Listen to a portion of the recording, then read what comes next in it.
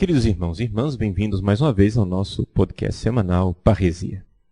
Com esse podcast nós queremos todas as semanas responder às dúvidas dos nossos internautas e aos vários e-mails que a gente recebe. Por isso, todas as semanas nós escolhemos um tema e giramos um pouco ao redor desse tema para tentar responder às várias dificuldades dos nossos irmãos e irmãs que nos acompanham nesse ministério através da internet.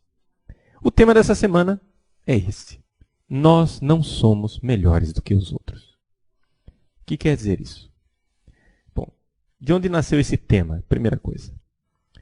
Alguns internautas estão demonstrando uma certa dificuldade no convívio com alguns padres e bispos, né? Vou citar alguns exemplos. O caso de um rapaz que queria receber a comunhão de joelhos. Ele sabe muito bem, ele estudou, ele já viu quais são os vários documentos da igreja que dizem que a pessoa tem o direito de receber a comunhão de joelhos, na boca e de joelhos. Ele vê o exemplo do Papa Bento XVI. O Papa Bento XVI faz isso nas suas missas. Para dar o exemplo para o mundo inteiro, o Papa está dando a comunhão de joelhos, para as pessoas recebem a comunhão de joelhos e na boca. Pois bem, não somente é uma coisa que é lícita, mas é um direito que a pessoa tem. E ele foi à missa com o seu bispo. E o bispo dele não é que seja um bispo extraordinariamente de esquerda. Não, muito pelo contrário. O bispo, ele até é um bispo moderado, né? De centro, poderíamos dizer. Um bispo mainstream, dizem os americanos, né? E, pois bem, ele foi lá, se pôs de joelhos para receber a comunhão e o bispo, na frente de todo mundo, o distratou. E disse que ele se levantasse, que ele não iria dar a comunhão para ele daquele jeito, porque ele não era melhor do que ninguém. Vejam onde é que está a coisa. Você não pode receber a comunhão de joelhos porque você não é melhor do que ninguém. Bom, segundo exemplo. Segundo exemplo, padres e seminaristas que querem obedecer à lei da igreja que pede, né, no cânon 284, que o padre use o hábito eclesiástico. E a CNBB especifica qual é o hábito eclesiástico. É o clergyman ou a batina. Pois bem, isso já aconteceu comigo algumas vezes também. Eu me apresento de batina e padres, meus amigos, pessoas que me querem bem, reagem. E dizem: vocês que usam batina, vocês acham que vocês são melhores do que os outros. Vocês estão querendo ser melhor do que nós. Terceiro exemplo. O exemplo de uma pessoa que se apresentou para o seu confessor e na confissão falou que estava fazendo jejum, né? E o confessor ficou indignado. Como que você vai agora fazer jejum? Que bobagem é essa? Você acha que você é melhor do que os outros? Você quer ser santa, né? E usando esses argumentos, você quer ser santa. Veja, gente. Primeiro que a gente fica admirado, né, com esse tipo de reação. A vocação universal à santidade é uma das coisas que a igreja sempre acreditou e que, sobretudo, quem insistiu nisso muito foi exatamente o Concílio Vaticano II. Né? Essas pessoas que se dizem apóstolos do Vaticano II, que seguem o espírito do Vaticano II e, no entanto, ficam indignados quando a pessoa quer seguir um caminho de santidade. É o fim do mundo. Então, de onde vem toda essa realidade? O que é que nós podemos dizer a respeito disso tudo? Bom, vamos considerar a coisa em dois aspectos. Primeiro, o aspecto histórico. Vocês sabem que no século XVI existia um senhor que é classificado atualmente como filósofo, poderíamos dizer que ele é um cientista político, alguma coisa assim, chamado Nicolau Maquiavel. Maquiavel, ele começou a pensar uma coisa diferente de todas as outras pessoas que, dentro da Europa cristã, tinham escrito a respeito de política, do convívio social e do ser humano. O que é que ele pensou? Veja, desde a antiguidade, desde os filósofos gregos e mais antigamente do que isso, porque a coisa é bastante antiga, está arraigado no ser humano praticamente. Os filósofos antigos pensavam assim: nós precisamos ser melhores. Eles olhavam o ser humano, viam que as pessoas tinham vícios, defeitos, erros, e que isso atrapalhava o convívio social. E não somente atrapalhava o convívio social, isso também fazia com que as pessoas fossem menos felizes. E exatamente buscando a felicidade, buscando a realização do ser humano, os filósofos antigos então diziam: nós estamos assim, mas nós não somos isso daqui, nós precisamos ser melhor. Nós precisamos melhorar. Então veja só, uma visão correta do ser humano, o ser humano está de um jeito, mas ele precisa se elevar acima daquilo que ele é hoje. Então, isto é a ética, isto é o comportamento espiritual, o comportamento social, o comportamento moral correto. Eu preciso me dar conta de que eu preciso ser uma pessoa melhor. Eu preciso melhorar, preciso me esforçar para ser melhor. Então quer dizer que existe um ideal que está acima de mim. Qual é esse ideal? Isso pode variar um pouco conforme a filosofia, não é? Se você vai e pergunta para Platão qual é o ideal, então Platão vai falar, né, da ideia no hiperurânio, né, o que é que o homem deve ser, o que é que o homem deve alcançar como sendo o homem ideal. Se você vai e pergunta para um cristão, o cristão vai dizer: olha, o ideal é Jesus Cristo. O ideal é Jesus, nós temos que ser como ele. E aí nasce toda a questão da imitação de Cristo. Que nós devemos imitar nosso Senhor e ser igual a Ele, porque esse é o nosso ideal. Nós sabemos que nós não devemos ser do jeito que nós estamos aqui, nós precisamos ser diferentes, precisamos mudar. Só que Maquiavel realizou uma revolução. Maquiavel disse: não, vamos parar com essa bobagem de querer ser melhor do que aquilo que nós somos. Vamos ser realistas, olha só. A coisa nasce, então, a partir de uma argumentação de realismo. Vamos ser realistas e vamos entender uma coisa. Nós precisamos ser aquilo que nós somos e acabou. Eu olho o ser humano e vejo como ele é. Eu vejo que ele é egoísta, eu vejo que ele mente, eu vejo que ele faz trapaças, eu vejo que ele faz coisas para alcançar seus interesses pessoais. Muito bem, o ser humano ele é isto. Então eu não tenho que querer ser diferente. Eu irei usar aquilo que o ser humano é para me realizar, para ser feliz. Eu não vou me elevar acima de mim. Eu vou ser aquilo que eu sou. Essa é a ideia de Maquiavel. Muito bem. Essa ideia de Maquiavel, hoje, no mundo moderno, é uma ideia vencedora. É a ideia que a maior parte das pessoas tem, e isto está infiltrado até mesmo no âmbito cristão, e como nós estamos vendo, isso está infiltrado, inclusive, no meio do clero. Não é? Nós adotamos como ideal humano aquilo que o ser humano é atualmente.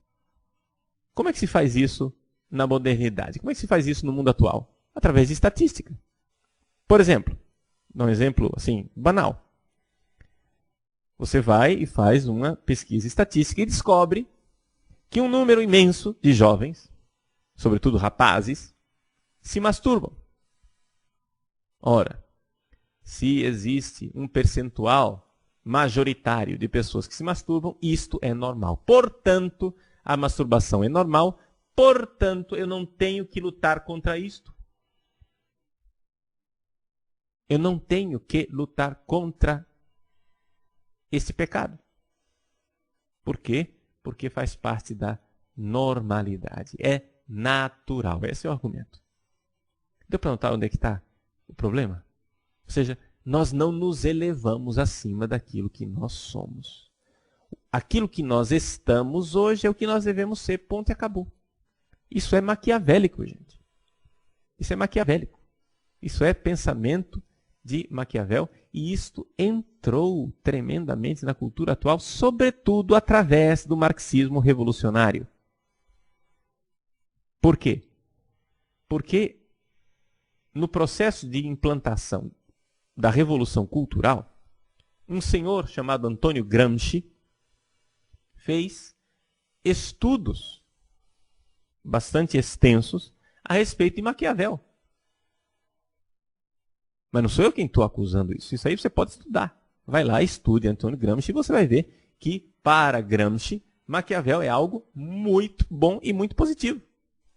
Inclusive, para ele, o Partido Comunista, que ele fundou na Itália, né? Gramsci é um dos fundadores do Partido Comunista Italiano. O partido é o Novo Príncipe. Vocês sabem a obra de Nicolau Maquiavel, O Príncipe, em que o príncipe pode usar os meios que ele quiser para alcançar o poder e para dominar com a força, né? E daí que vem a chamada ética maquiavélica, em que os fins justificam os meios. Então, o partido é o Novo Príncipe. Bom, não vou me delongar nessa história, porque não é isto que me interessa. O que me interessa é que está cada vez mais se arraigando no coração das pessoas essa convicção de que nós não temos que querer ser melhor. Não temos que procurar uma perfeição, um caminho de perfeição. E qual é o argumento que se usa dentro da igreja? O argumento que se usa dentro da igreja é o argumento da humildade. Ou seja, se você quer ser melhor é porque você é soberbo. Se você quer melhorar é porque você é soberbo, você se acha melhor do que os outros. Então, qual é a atitude espiritual que nós devemos ter? Como é que nós devemos reagir diante disso? E é um pouco sobre isso que eu gostaria de falar e contribuir para que cada um de nós, saiba como reagir diante disso. Bom, primeira coisa. Vocês sabem que o demônio, ele, quando argumenta, ele nunca diz uma verdade completa, mas também ele nunca diz uma mentira completa. Por quê? Porque a meia-verdade e a meia-mentira, a meia-verdade e o meio-erro é muito mais sedutor. Ou seja, um erro, uma mentira demoníaca, ele que é o pai da mentira, é tanto mais sedutora quanto tem aspectos de verdade, ou seja, tem toda uma verossimilhança, ou seja, uma aparência de verdade.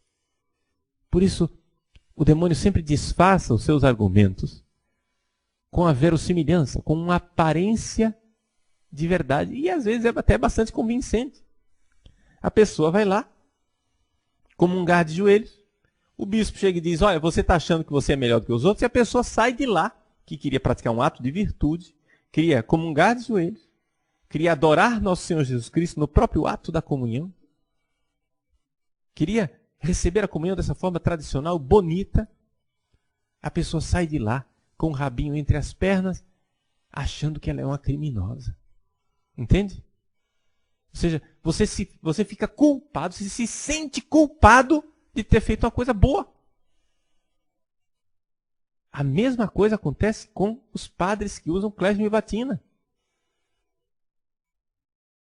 Isso acontece com padres que eu conheço e devo dizer para vocês, já aconteceu até comigo, quando eu era padre mais jovem, e as pessoas me acusavam. Não, você não pode ficar usando batina porque você está se achando melhor do que os outros padres. Eu continuei usando batina, não mudei de ideia, não mudei de atitude. Porém, eu devo confessar para vocês que sim, me sentia de alguma forma retraído e culpado. Retraído de praticar, pôr em prática essa norma da igreja.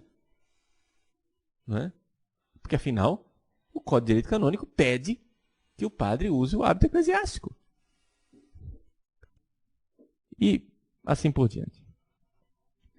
Bom, como é que nós podemos reagir diante disso?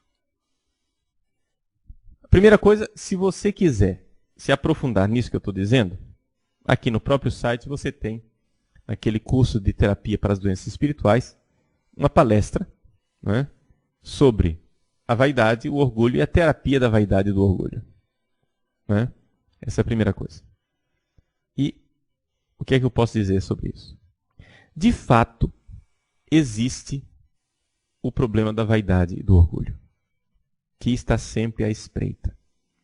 Nós, que queremos um crescimento espiritual, teremos sempre esta dificuldade da vaidade e do orgulho. Só que o que as pessoas têm que perceber é que, como dizem os santos padres, a vaidade é como o sol, que está em todos os lugares e você não consegue escapar disso.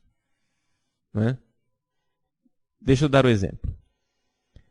Um padre que usa batina pode se sentir vaidoso de usar a batina, se exibindo? Pode. Um padre que usa batina pode se sentir orgulhoso, melhor do que os outros, porque usa batina? Pode. Mas, se ele tirar a batina e o clergyman, por causa desta sua pretensa humildade, ele pode transformar essa sua humildade em orgulho. Então não tem como escapar.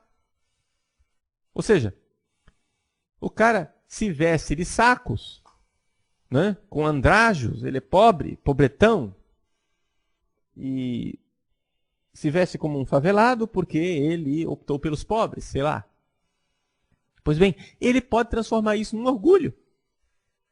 E, portanto, no íntimo do seu coração, se achar melhor do que os outros. Então, como você vê, não é aquilo que a gente faz, mas é exatamente a questão da intenção. Nós precisamos de uma purificação da nossa intenção ao fazer as coisas. Eu não vou deixar de usar a batina porque ela pode ser uma vaidade. Porque o contrário, o não usar a batina pode também ser vaidade. Não é? Os santos padres usam a comparação com um strep. O que é o strep? O strep é uma armadilha que se usava, uma armadilha militar antiga, onde os soldados jogavam na estrada uns ferros. Esses ferros eram como se fosse um tripé, você imagina um tripé, com um esporão para cima. De qualquer jeito que você jogar aquele asterisco no chão, aquele tripé, ele vai sempre cair com o tripé para baixo, com o esporão para cima. Não é? E vai ferir o cavalo, a cavalaria dos inimigos. Qualquer jeito que cair no chão, você está estrepado. Né? Então, essa questão do strep nos ensina que não é exatamente no deixar de fazer coisas boas que nós seremos humildes. Não pode ser, porque isso vai ser usado pelo diabo. O diabo não pode usar, a gente não pode deixar o diabo usar a humildade para que a gente se afaste de Deus, se afaste do caminho bom, se afaste do caminho da santidade. Então, qual é o caminho? O caminho é a purificação da intenção. Eu devo, então, fazer a coisa certa, porém, sabendo que eu preciso viver a humildade diante de Deus. O que quer dizer humildade diante de Deus? Veja, se eu me humilho aqui diante de você, o que é que acontece? Essa minha humildade pode se transformar em orgulho, em vaidade. Então não funciona. Mas se eu me humilho diante de Deus, ou seja, onde no íntimo do meu coração eu me humilho diante dele e eu sei o pecador que eu sou. Onde diante de Deus eu apresento a minha miséria e eu sei a porcaria que é esse sujeito de batina, chamado Padre Paulo Ricardo. Então, ali, diante de Deus, na intimidade do coração, eu poderei ser humilde, se eu fizer isso. É o único jeito. Não tem outra maneira. A maneira é eu saber, concretamente, que eu não sou melhor do que ninguém. Nós cristãos não somos melhores do que ninguém. E, aliás, até concretamente falando, nós podemos dizer isso. Se você se sentasse num confessionário, se você fosse padre, e se sentasse no confessionário, você iria ver que os cristãos pecam como os pagãos pecam. Não é? Nós cometemos pecados. Mas existe um abismo de diferença entre o cristão e o pagão. Que não consiste exatamente no fato de que o cristão não peca e o pagão peca. Ao contrário. Os dois pecam. Mas o cristão odeia o próprio pecado. Abomina o próprio pecado. Se humilha diante de Deus. Então, veja só. É importante a gente então saber que a atitude espiritual correta é esta humilhação diante de Deus. Então a primeira virtude é esta. A humildade. Esta humildade vivida diante de Deus em que eu sei a miséria que eu sou.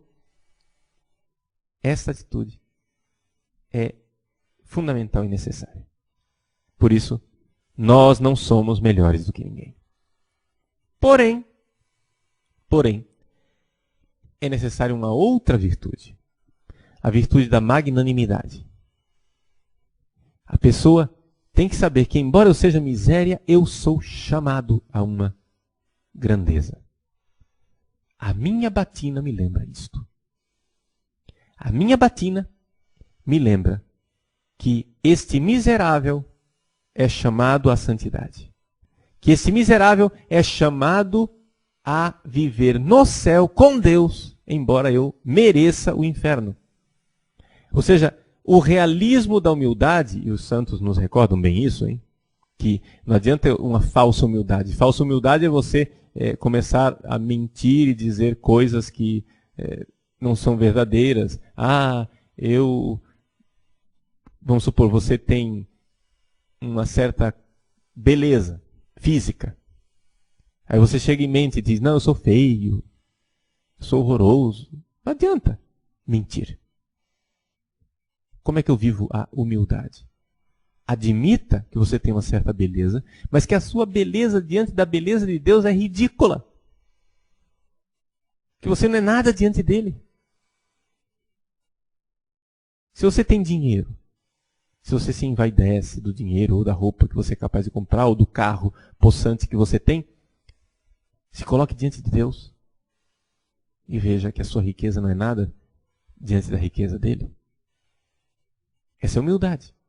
Mas ao mesmo tempo recorde-se da sua vocação grandiosa para a santidade, para viver no céu. E esta é a magnanimidade. Magnanimidade quer dizer isso, a alma grande. Eu tenho uma vocação para a grandeza. Eu fui feito para concelebrar com os anjos no céu. Pois bem, nós devemos nos recordar dessa nossa vocação. Então, eu sou um miserável. Mas o meu hábito me recorda constantemente de que eu não deveria ser assim. Eu deveria ser melhor. O meu hábito, ao invés de ser uma acusação com relação aos outros, é, na verdade, uma acusação a mim mesmo. Porque eu lembro da minha miséria e recordo da minha vocação. Assim deve ser todos os outros atos de virtude que nós possamos fazer. Então, não deixe que o demônio use um pretenso apelo à humildade para afastar você do caminho correto. Agora, você sabe muito bem que, além disto, existe a reação da pessoa que está se confrontando com você. Por que é que, por exemplo, um padre que não usa o clergyman ou a batina se sente tão incomodado por um padre que usa clergyman ou batina? Por exemplo, eu vou em reuniões com padres no Brasil inteiro, usando o meu clergyman ou a minha batina, e não me sinto minimamente constrangido e nem acusado e nem defraudado por nenhum padre que esteja lá em roupa civil. Por que é que ele se sente acusado pela minha batina, pelo meu clergyman? Porque exatamente ele sabe. Ou ele sabe que os fiéis sabem que ele poderia estar usando. Aliás, deveria estar usando. E por isso ele se sente desmascarado. Aqui que está a dificuldade psicológica disso tudo e por isso tanta agressividade. Não é? O fiel que na confissão chega e diz para o padre que fez jejum e o padre reage. Ele está tocando na ferida do padre, provavelmente. Provavelmente, não posso julgar ninguém. Mas provavelmente o problema é que aquele padre não faz jejum. E o jejum daquele fiel é um tapa na ferida dele. E assim ele se sente acusado. É uma questão neurotizante. Mas a coisa não para por aí. Não somente ele se sente acusado pela pessoa virtuosa, como se faz de vítima. Não é? Se faz de vítima. Você está me acusando. Não é? Você acha que é melhor do que os outros? Na verdade, ele está dizendo, você acha que você é melhor do que eu. Não é? Você acha que você vai entrar no céu e eu não, digamos assim. Pois bem, se coloca num lugar de vítima. E isso também é típico da mentalidade revolucionária. Muitas pessoas, por exemplo, por causa do pecado original, todos nós podemos cair no vitimismo, de nos colocarmos na posição de vítima, mas é típico do revolucionário. Enquanto oprime os outros e enquanto usa o poder de forma descabida, se colocar na posição de vítima. Eu já vi isso acontecer muitas vezes. Já vi párocos, por exemplo, enquanto suspendem ministros da comunhão ou punem catequistas, não é? Fazem coisas assim, usando arbitrariamente o poder que eles têm. Enquanto fazem isso, se colocam na posição de vítimas. Não é? Você anda me acusando. Você anda fazendo o mal. E essa sempre foi a atitude revolucionária. Por exemplo, é a atitude de Che Guevara, que se achava uma vítima imolada porque ele tinha que matar tantos capitalistas burgueses. Ou seja, ele mata o cara e acha e ainda derrama lágrimas de crocodilo porque está matando. Não é? E assim eu já vi também dentro da igreja. Por exemplo, padres que pregam aquilo que está no catecismo da Igreja Católica, que dizem que é certo aquilo que o catecismo diz que é certo e dizem que é errado aquilo que o catecismo diz que é errado, e são perseguidos. Perseguidos por autoridades, por gente que tem poder dentro da igreja, e diz, vocês são os novos inquisidores, vocês, e vão e punem, e transferem, e tiram a pessoa da faculdade, mandam para paróquias distantes, calam a boca, deixam que caluniem, etc, etc. Quer dizer, eles são uma inquisição muito mais cruel. E acusam o pobre do padre que está ensinando o catecismo de ser o inquisidor. Dá para entender como é a coisa e qual é a dinâmica. Então, resumindo, como é que nós devemos agir diante desta acusação de que você pensa que você é melhor? Primeira coisa, nós não podemos simplesmente desconsiderar a acusação como se ela fosse totalmente falsa. Isso não faz bem espiritualmente para nós. Ou seja, o orgulho e a vaidade é algo que está sempre aí como uma armadilha, pronta para nos estrepar. Não é? Então, vamos, em primeiro lugar, nos humilhar diante de Deus. É verdade, eu não sou melhor do que os outros. Porém, só a humildade é uma virtude que poderia causar um desequilíbrio se ela não fosse uma virtude que fosse temperada, ou podemos dizer assim, se ela não estivesse constantemente em tensão com a virtude da magnanimidade. A magnanimidade que nos diz: eu tenho uma alta vocação. Eu sou chamado por misericórdia de Deus para a santidade, para o céu. Por mérito, o que eu mereço é o inferno. Por misericórdia de Deus, se Deus quiser, eu serei admitido no céu. Não vamos para o céu porque somos melhores, mas porque Deus é melhor do que tudo. Não queremos praticar a virtude e nos tornar pessoas sempre melhores porque queremos comprar o céu. Nada disso. Mas por resposta a esse amor misericordioso que nos ama desde toda a eternidade. Ele nos amou.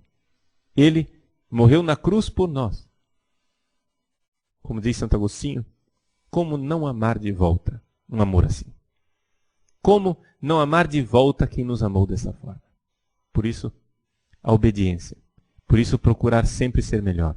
Por isso, viver nesta tensão espiritual de quem, sabendo da sua miséria, está convencido de que é chamado à grandeza pela misericórdia de Deus.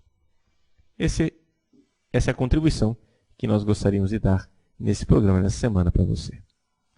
Mais uma vez, fica aqui o convite para você se inscrever no nosso site como associado. Nós precisamos da sua ajuda e gostaria de insistir muito naqueles que podem se associar e gostariam de usar o método do cartão de crédito. Se o seu cartão de crédito é internacional, então prefira o método PayPal. O método PayPal, ele dá a oportunidade de você fazer essa assinatura que se repete já automaticamente todos os meses. Né? R$30 por mês é R$1 por dia. Então, não é que vá desfalcar completamente o seu orçamento. Não é? É algo que você pode colocar tranquilamente todos os meses. Então, que Deus abençoe você.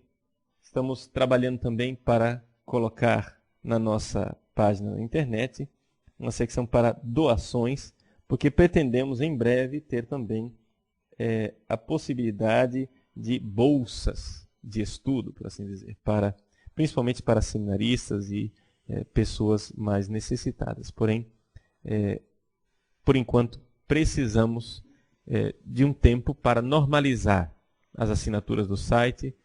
Vocês notaram, por exemplo, que já nós mudamos de provedor, de servidor, e o nosso servidor está mais rápido, o site ele está bastante mais ágil e dinâmico. Isso, evidente, comportou um certo gasto. Né? Vocês terem ideia, por exemplo, quando eu vou à Canção Nova, os acessos ao site disparam. E nós não podemos agora nos dar ao luxo de repente, porque tem muita gente acessando, o site cair, o servidor cair, porque nós não estamos prontos para isso. Não. Precisamos pagar e é para isso que existem as assinaturas. Precisamos investir neste meio de comunicação que é a internet. Que Deus abençoe você, abençoe a sua família. Deus, na sua misericórdia, olhe para todas as suas necessidades e conceda um crescimento espiritual sempre maior. Continue fiel à igreja, rezando pelo Papa e com o coração verdadeiramente católico. Pela intercessão da bem-aventurada e toda santa Mãe de Deus, abençoe o Deus Todo-Poderoso, Pai, Filho e Espírito Santo. Amém.